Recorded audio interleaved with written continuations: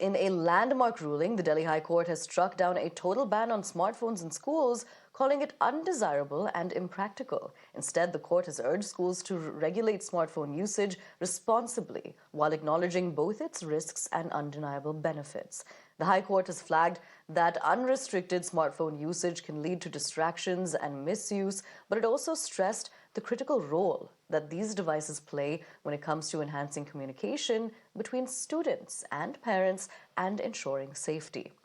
Now, rejecting a blanket ban, the court has also recommended a deposit and retrieve system wherein students hand their phones at the start of school and collect them after classes, preventing disruptions without cutting off access.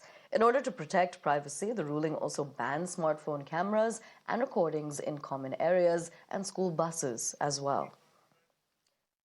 We're crossing over to my colleague Deepanka to get us more on this. Deepanka, this seems like a progressive order when we talk about the fact that smartphones are going to be allowed to a certain extent. The important aspect here, though, is that they won't be allowed to be used during classes, which I think was one of the big worries when this initial ban was discussed.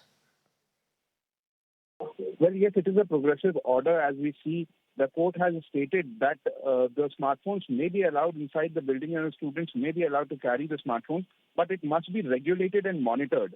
The court has insisted upon the smartphones not being used in the classes and has said that there should be an arrangement for safekeeping of the smartphones when the student should be required to deposit their smartphone when they enter the school and take them back when they're returning home. It has also further stated that the camera and recording facility on smartphones should also be barred in the common areas of the school as well as in the school vehicle.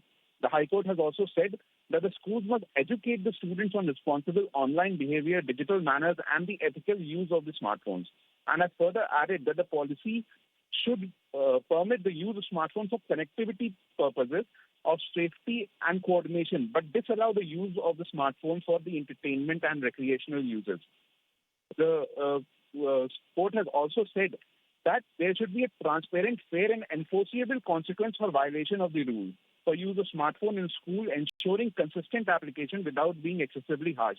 So we see that the High Court has taken a progressive step in this regard and has also noted that the earlier guidelines that were there were not were very broad and were not properly giving any kind of desired result. So we see that these guiding principles that the High Court has laid down can be a progressive step, and the court has granted that liberty to the schools to use these guidelines to formulate a policy which may suit them. Over to you. Absolutely. Deepanka, thank you so much for joining us and getting us all of those crucial details in connection with this. I think as any guidelines are issued, what also remains in focus is how these guidelines are then implemented. The implementation is going to, we're going to have to wait to see how this is implemented as well.